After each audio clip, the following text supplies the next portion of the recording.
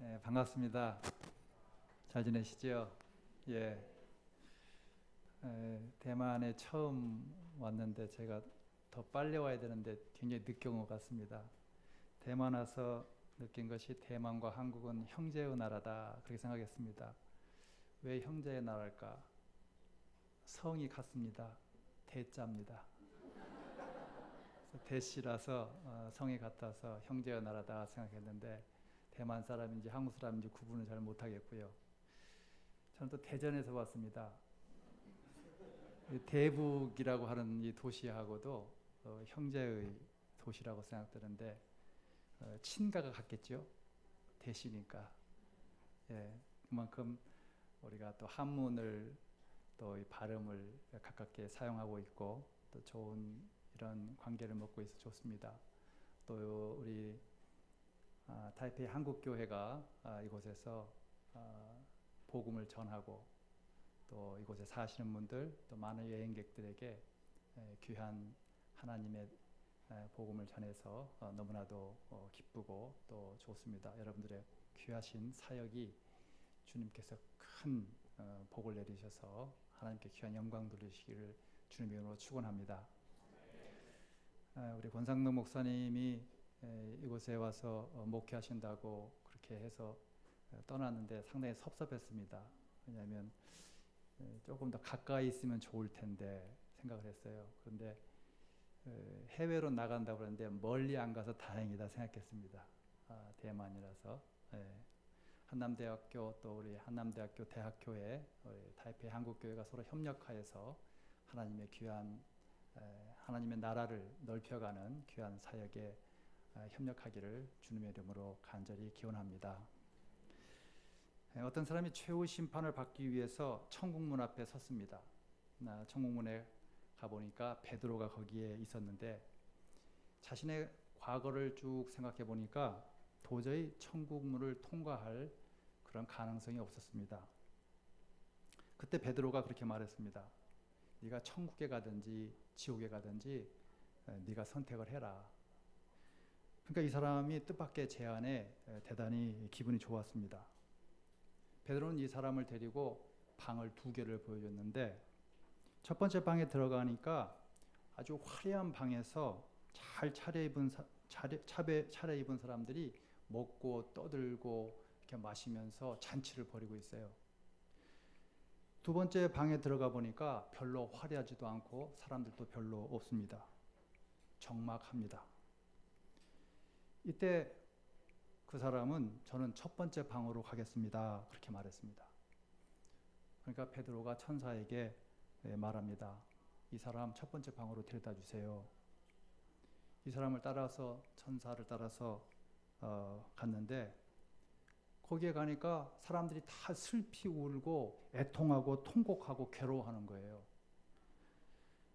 천국이 아니라 지옥이었던 거죠. 그래서 천사에게 항의합니다. 아니 왜 나를 이곳에 보냈습니까? 그러니까 천사가 대답해요. 그곳은 모델하우스입니다. 모델하우스는 화려하고 좋잖아요. 진짜하고는 달랐던 거죠. 우리의 신앙은 모델하우스와 같은 신앙이 되어서는 안 되겠죠. 우리의 신앙은 겉모습만 화려한 그러한 신앙이 되어서는 안 됩니다. 정말 겉과 속이 같은 신앙, 그것이 바로 우리 그리스도인들이 추구하는 신앙이고 또 삶의 모습입니다. 잠언에 보면은 2 종류의 신앙이 있습니다. 하나는 지혜로운 신앙이고 다른 하나는 어리석은 신앙입니다. 지혜로운 신앙은 하나님께서 칭찬해 주시는 신앙이고 어리석은 신앙은 책망을 받는 신앙입니다. 예수님께서 복음을 전하실 때에 지혜로운 신앙이 되라고 가르치셨습니다. 예수님 당시에 많은 사람들의 신앙이 서로 달랐어요. 바리새파 사람들의 신앙이 있었고 사두개파 사람들의 신앙이 있었으며 또 열심당원들, 또 에세네파 이런 다양한 신앙의 모습들이 있었습니다. 그러나 예수님께서는 어떠한 그러한 특정한 종파에 속하지 않으시고 하나님을 잘 섬기는 지혜로운 신앙이 되라고 가르쳤습니다. 어떤 사람이 지혜로운 신앙이냐? 오늘 말씀을 비추어 볼 때에 지혜로운 신앙인은 무엇보다도 하나님을 밝히 드러내는 신앙인입니다. 예수 그리스도, 성령님, 하나님을 밝히 드러내는 신앙인이 지혜로운 신앙인입니다. 예수님 이렇게 말씀하셨습니다. 마태복음 5장 16절에서 너희의 빛을 사람에게 비추어 그들이 너희의 착한 행실을 보고 하늘에 계신 너희 아버지께 영광을 돌리게 하라 말씀하셨습니다. 우리가 그리스도의 말씀에 따라서 살 때에 우리는 착한 행실을 하죠. 또 사람들로부터 칭찬을 받을 만한 행동을 합니다. 그런데 그 행실은 나의 선함, 나 자신의 옳음을 드러내는 데 목적이 있지 않습니다. 만약에 그것이 나 자신의 선함과 나의 옳음을 드러내려고 한다면 그것은 위선이겠죠. 거짓선이겠죠. 위선적인 신앙입니다. 오히려 우리의 착한 행실을 통해서 하나님의 귀한 영광을 드러내는 것, 그것이 바로 우리의 착한 행실의 목적입니다. 예수님의 비유 중에서 10처녀 비유가 있습니다.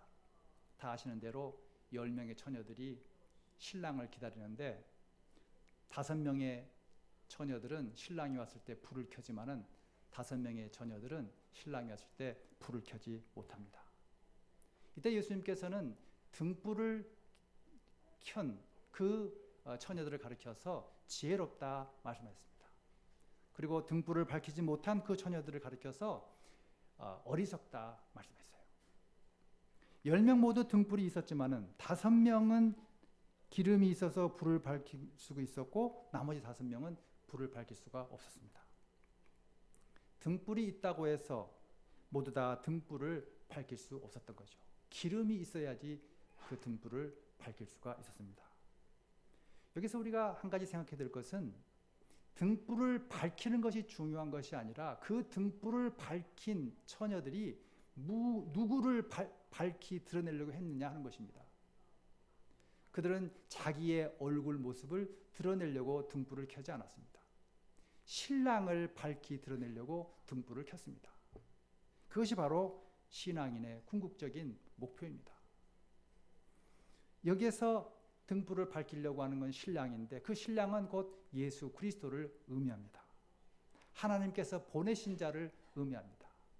메시아를 뜻합니다. 지혜로운 신앙인, 우리 그리스도인들은 하나님, 예수 그리스도를 밝히 드러내는 신앙인이 되어야 합니다. 지혜로운 믿음은 어둠 같은 이 세상 속에서 나를 드러내거나 다른 어떤 것을 드러내는 것이 아니라 어떤 우상을 드러내는 것이 아니라 하나님을 드러내는 것입니다. 만약 신앙이라고 하면서도 하나님을 밝히 드러내지 못하고 그리스도를 밝히 드러내지 못한다고 하면은 처녀들처럼 그 등불을 밝히지 못하는 처녀들처럼 어리석은 신앙이 될 수밖에 없습니다. 우리 한국 교회의 신앙 가운데서 가장 쉽게 범하는 잘못이 있습니다. 그것은 바로 신앙을 통해서 나 자신의 의로움을 드러내려고 하는 것입니다. 내가 옳다고 하는 것을 드러내려고 하는 것입니다. 그렇기 때문에 내가 선하다, 내가 옳다, 내 주장이 바르다라고 하는 것을 드러내기 위해서 성경 말씀을 인용하기도 하고 기독교 교리를 인용하기도 하며 때로는 기도를 통해서 자기의 모습을 드러내기도 합니다. 이것은 올바른 신앙이 아닙니다. 이것은 예수님께서 말씀하신 지혜로운 신앙이 아닙니다. 여러분, 바리새인들을 예수님께서 책망하셨죠. 왜 그렇습니까? 그들은 하나님을 너무나도 잘 믿는 사람들이었습니다. 하나님의 율법에 그렇게 충실했던 사람들이었어요. 우리가 그들의 율법이 얼마나 충실했는가 그들을 따라가려 한다면 여러분들은 따라갈 수가 없어요. 저도 못 따라가요. 너무나도 철저하게 그들은 율법을 지켰습니다. 그런데 문제는 그러한 율법을 지키는 것을 통해서 자기가 의롭다라고 하는 것을 드러낸 거예요. 그것이 바로 바리새인들의 문제였고 바리새인들의 신앙을 예수님께서 책망하셨던 겁니다. 신앙은 나 자신을 드러내는 것이 아닙니다. 신앙은 나를 낮추는 것입니다. 예수 그리스도를 여러분이 믿지 않습니까? 예수님은 어떤 분이십니까? 그 높고 높은 하늘 보좌를 버리시고 낮고 낮은 말 구유 그 천한 곳에 오셨다. 여러분 자랑할 것 다 필요 없습니다. 하나님 앞에서 우리가 무엇을 자랑하겠습니까? 여러분이 가지고 있는 학식, 여러분이 가지고 있는 재산, 명예, 여러분의 자녀들이 얼마나 잘났습니까? 어떻게 우리가 하나님 앞에 다 드러내놓고 자랑할 수가 있겠습니까? 하나님 앞에서 다 내려놓고 우리가 낮아질 때에 하나님은 우리를 기뻐 받아주십니다. 그 마음이 가난한 자의 마음이요, 그 마음이 온유한 자의 마음입니다. 여러분 전도가 무엇입니까? 말로만 떠드는 것이 전도가 아닙니다. 서울에 가서 지하철을 타면 참 기분이 나빠요. 왜 그런지 아시죠? 왜 그래요? 예수천당 불신지옥 떠들고 다녀요. 입으로만. 너무 불쾌하고 너무 가슴 아파요. 전도는 그렇게 떠들어서 되는 것이 아닙니다. 복음을 듣지 못하는 시대에는 그렇게라도 전해야 되겠죠. 그러나 요즘에 많은 넌 크리스찬들이 우리 크리스찬들을 보고 있습니다. 뭘 봅니까? 우리의 행동을 보고 있습니다. 우리의 삶을 보고 있습니다. 저들은 얼마나 행복하게 사는가? 저들은 얼마나 의롭게 사는가? 저들은 얼마나 바르게 사는가? 우리의 모습을 보고 있습니다. 우리의 모습이 올바르고 우리의 모습이 행복할 때에 그 사람들은 우리를 보고 예수를 믿게 되는 것입니다. 입으로만 말씀을 선포하는 것은 선포가 아닙니다. 우리의 삶을 통해서 하나님의 말씀이 선포되어야 됩니다. 우리 타이페이 한국 교회도 전도를 잘하는 그러한 귀한 교회가 되기를 주님의 이름으로 축원합니다. 삶으로 보여주는 것이 참된 전도요, 지혜로운 삶의 방법이며 또한 예수님을 따라서 사는 귀한 삶입니다. 오늘 본문에 보면은 지혜가 사람들을 부릅니다. 여기서 지혜는 의인화되어 있습니다. 지혜가 시녀들을 보내서 사람들을 불러 모아서 잔치를 벌입니다. 거기에는 어리석은 사람들도 오고 지혜로운 사람들도 옵니다. 거기에는 높은 사람들도 오고 낮은 사람들도 옵니다. 그러면서 그 잔치에 와서 많은 것을 먹고 마시라고 합니다. 먹고 마시는 그것이 뭐냐면 바로 지혜입니다. 말씀입니다. 하나님의 귀한 가르침입니다. 그 가르침, 그 말씀을 먹고 즐기는 거죠. 그것이 바로 하나님 나라의 잔치입니다. 사도 바울 선생님은 그 지혜가 뭐냐고 말했을 때 그 지혜는 바로 예수 그리스도라고 말씀하셨어요. 그 예수 그리스도라고 말씀하신 건 뭐냐? 여러분 우리가 성만찬할 때 예수 그리스도를 먹고 마시지요. 예수님의 살과 뼈를 먹고 마셔요. 그거는 엄청난 상징의 의미가 있습니다. 그것이 바로 그리스도께서 가르쳐주신 지혜를 먹고 마시는 거죠. 말씀을 먹고 마시는 거죠. 가르침을 먹고 마시는 겁니다.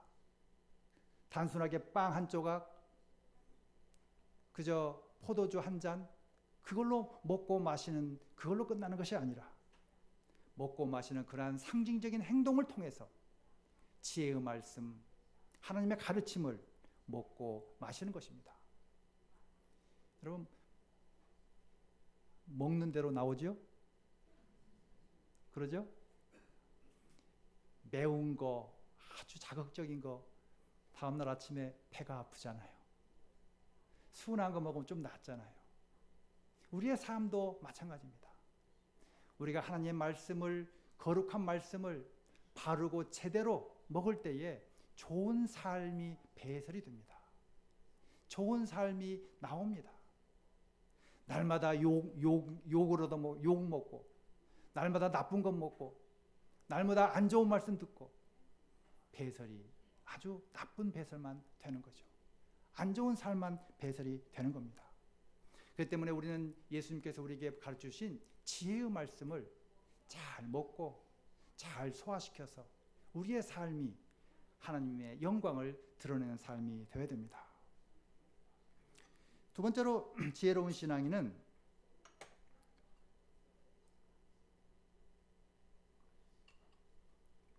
하나님의 책망과 징계를 싫어하지 않습니다.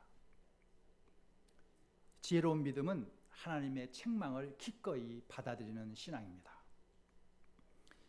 오늘 본문의 7절에서 9절은 이렇게 말씀하고 있습니다. 거만한 사람을 훈계하면 수치를 당할 수 있고 사악한 사람을 책망하면 비난을 받을 수 있다. 거만한 사람을 책망하지 말아라.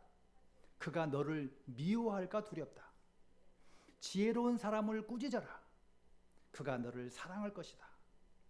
지혜로운 사람은 훈계할수록 더욱 지혜로워지고 의로운 사람은 가르칠수록 학식이 더할 것이다 말씀했습니다. 여러분 좀 찔리지 않으세요? 이 말씀을 이렇게 읽으면서 참 찔려요. 왜? 저한테 책망하는 사람 저 별로 안 좋아해요. 그럼 저는 어리석은 사람이에요? 지혜로운 사람이에요? 어리석은 사람이죠. 다른 사람의 책망을 달게 받아들이고 다른 사람의 지적을 기쁘게 받아들이는 것, 그것이 바로 지혜로운 사람이라는 거예요. 남편분들, 아내, 부인께서 여보 이렇게 좀 해봐. 왜 이렇게 해? 기분 좋으셔요? 남자들은 자존심이 세가지고 기분이 딱 안 좋죠. 사모님들도 마찬가지죠. 네, 막상막하죠. 우리에게 좋은 말을 해주고 칭찬을 해주는 사람은 우리가 좋아하고 사랑해요. 그러나 나의 잘못을 꾸짖어주고 책망해주는 사람을 싫어해요. 그것이 바로 성경이 우리에게 가르쳐주는 귀한 가르침인데 그러지 말라는 거예요. 그렇게 살지 말라는 거예요. 지혜로운 사람은 꾸지람을 듣고서 자기의 잘못을 되돌아보는 사람, 그 사람이 바로 지혜로운 사람이라는 겁니다. 그러나 어리석은 사람은 책망을 하면 원수가 된대요. 싫어한대요. 저 흉 많이 보세요. 제가 지혜로워지려면 제 흉을 많이 보아야지 제가 올바른 길을 걸어갈 수 있겠죠. 흉 보는 사람들 너무 미워하지 마십시오. 책망이라 생각하시고 기쁘게 받아들이십시오. 고대 그리스 철학자들은 원수를 사랑하려고 노력했대요. 성경에서도 마찬가지잖아요. 왜 원수를 사랑하려고 노력한지 아세요? 나의 잘못을 가장 정확하게 알 수 있는 사람은 저하고 친한 사람의 원수예요. 원수가 우리의 잘못을 가장 냉철하고 날카롭게 지적할 수 있기 때문에 원수들이 하는 말을 귀담아 들으려고 노력했다는 겁니다. 그것이 바로 지혜입니다. 성경도 마찬가지입니다. 그것이 바로 지혜라고 가르치고 있습니다.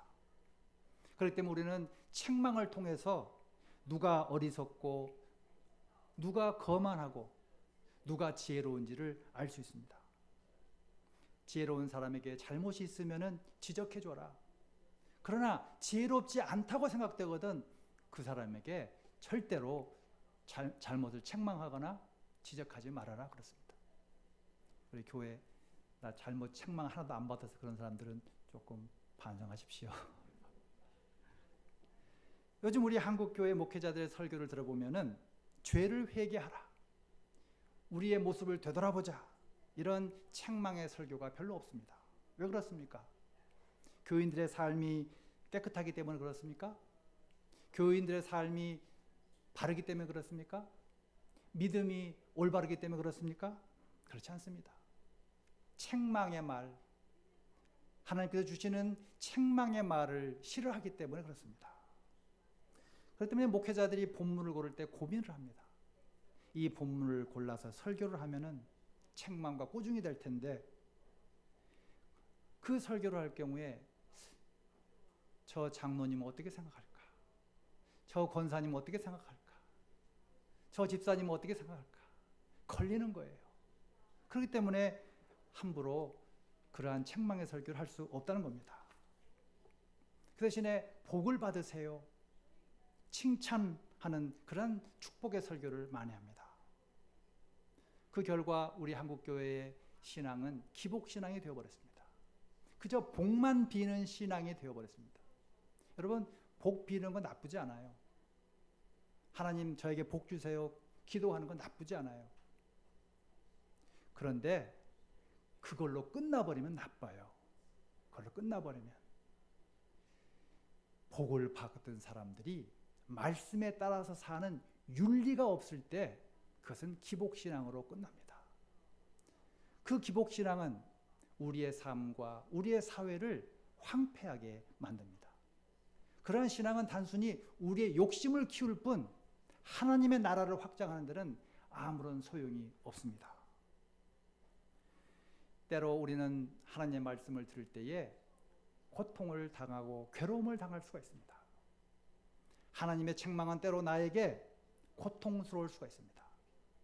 그러나 그것을 달게 받을 때에 성경은 우리에게 지혜 있다 칭찬하고 있습니다. 잠언 3장 11절과 12절은 이렇게 말씀합니다. 내 아들아, 주님의 훈계를 거부하지 말고 주님의 책망을 싫어하지 말라.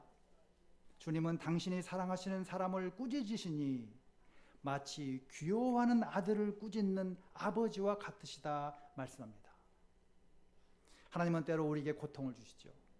우리 신앙인들은 항상 행복하고 항상 즐겁고 항상 낙천적인 것만은 아닙니다. 때로는 고통도 경험합니다. 때로는 힘듭니다. 때로는 신앙적인 고민 때문에 마음에 괴로움도 있습니다. 그러나 그러한 고통과 그러한 고난을 통해서 새로운 생명과 새로운 희망과 영생의 부활이 있는 겁니다. 여러분, 좋은 친구가 어떤 친구입니까? 좋은 친구는 잠언 24장 26절에서 이렇게 말씀하고 있어요. 바른 말을 해주는 것이 참된 우정이다 그랬습니다. 친구가 잘못된 길을 갈 때 너 잘못되었어. 그 길 가면 안 돼. 너 고쳐. 그렇게 지적을 해주는 친구가 정말 좋은 친구라는 거예요. 그런데 그렇게 지적을 한 친구 여러분 좋습니까? 대부분 원수가 되죠. 그렇기 때문에 지혜로운 친구를 사귀어라. 지혜로운 친구는 어떤 친구냐? 네가 책망할 때에 잘 받아들이는 친구. 그 친구가 바로 지혜로운 친구다. 너에게 항상 칭찬만 하는 친구는 아부하는 친구다. 그 친구는 좋은 친구가 아니다. 너에게 뭔가 이익을 얻으려고, 유익을 얻으려고, 자기 이익을 챙기려고 칭찬하는 것이지 좋은 친구는 아니다. 성경은 가르쳐주고 있습니다. 잠언 9장 12절은 또 이렇게 말씀합니다. 내가 지혜로우면 그 지혜가 내게 유익하지만 내가 거만하면 그 거만이 너를 해롭게 할 것이다 말씀하고 있습니다. 내가 지혜로우면 내 삶이 잘 돼요. 그러나 내가 거만하면은 그 거만이 나의 삶을 망치는 거예요. 그것이 바로 성경이 가르치는 귀한 교훈입니다. 예수는 우리의 좋은 친구십니다. 그렇기 때문에 예수님께서 우리에게 하시는 말씀은 귀한 말씀이고 우리가 언제든지 쓰든지 달든지 그것을 잘 받아들여야 됩니다. 세 번째로 지혜로운 신앙은 지식이 있는 신앙입니다. 지혜로운 믿음은 지식이 있는 믿음이다 하는 것입니다. 잠언 9장 10절을 읽어보면 이렇습니다. 주님을 경외하는 것이 지혜의 근본이요 거룩하신 일을 아는 것이 슬기의 근본이다 그렇습니다. 여기서 주님을 경외한다는 말과 주님을 안다는 말이 같은 말이에요. 동의어로 사용되고 있습니다. 주님을 알기 위해서는 지혜가 필요하고 지식이 필요한 거죠. 그리고 그 지혜와 지식이 있을 때에 하나님을 잘 섬길 수가 있습니다. 즉 잠언에서는 지혜와 지식이 서로 동의어로 사용되고 있습니다. 지혜가 없는 지식은 없고 지식이 없는 지혜가 없다는 것이죠. 여러분, 지혜로운 아내가 되려면 어떻게 해야 지혜로운 아내가 됩니까? 지혜로운 아내가 될 수 있는 지식이 있어야 되는 거죠. 그래야 지혜로운 아내가 될 수 있는 거죠. 사랑받는 남편이 되려면 어떻게 해야 돼요? 우리 남자분들. 사랑받는 남편이 될 수 있는 지식이 있어야 되는 거죠. 근데 대부분 우리 남자들은 여자들이 원하는 걸 별로 안 해요. 그렇기 때문에 사랑을 잘 못 받잖아요. 즉, 그 지식이 없죠. 사랑을 잘 받으려면은 저 남자 노망 들었나 할 정도로 여보 사랑해. 헛소리라도 많이 하라는데 우리는 잘 못하잖아요. 즉, 지식이 있어야 되는 거죠. 여러분, 좋은 부모가 되려면 어떤 사람들이 좋은 부모입니까? 내가 너를 사랑해, 내가 너를 사랑해. 항상 그렇게 말만 해가지고는 안 되잖아요. 아이들을 잘 이해할 수 있는 지식이 있어야 되죠. 아이들의 심리와 내 아이의 상태를 잘 파악하는 지식이 있어야 되는 거죠. 그 지식이 있을 때 아이를 잘 사랑할 수가 있습니다. 부모를 잘 공경하려면 어떻게 해야 됩니까? 노인에 대한 지식이 있어야 됩니다. 그래서 요즘에 노인학이라고 하는 게 있잖아요. 노인들은 어떻게 생각하고 어떠한 삶을 추구하며 그들은 어떠한 데서 인생의 의미를 깨닫는가. 그 노인학이 있어요. 그 노인학에 대한 지식이 있어야지 부모를 잘 공경할 수가 있는 것입니다. 마찬가지로 하나님에 대한 지식이 있어야지 좋은 신앙인, 지혜로운 신앙이 될 수가 있습니다. 그렇기 때문에 우리는 하나님에 대한 지식을 알기 위해서 성경을 공부하고 또한 하나님의 말씀을 공부하는 것입니다. 지식이 없을 때, 올바른 지식이 없을 때 올바른 신앙이 될 수가 없습니다.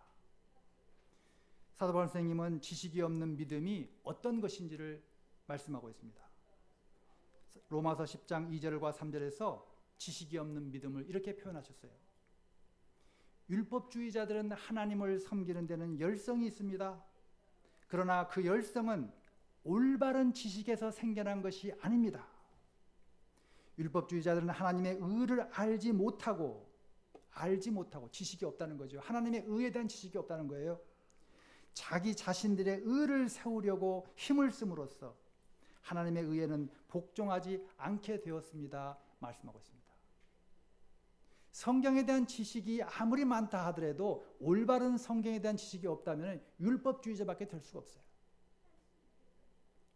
잘못된 신앙인들은 이것 하지 말아야 된다, 이거 해야 된다, 다 율법주의에 빠져 있어요.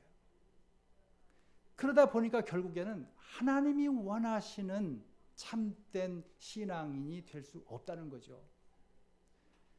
구약시대에도 그렇습니다. 하나님은 제사를 기뻐하시는 것이 아니라 참된 마음, 참된 사랑, 참된 자비를 원하신다 말씀하셨습니다. 율법적인 그러한 행위가 중요한 것이 아니라 우리의 진정한 마음 그리고 겉과 속이 일치하는 그러한 우리의 믿음이 중요하다는 것입니다. 사랑하는 성도 여러분, 지혜로운 믿음, 참된 믿음이 무엇입니까? 모데라우스처럼 그저 겉만 화려한, 겉보기에만 번들어한 그런 모습이 지혜로운 믿음이 아닙니다.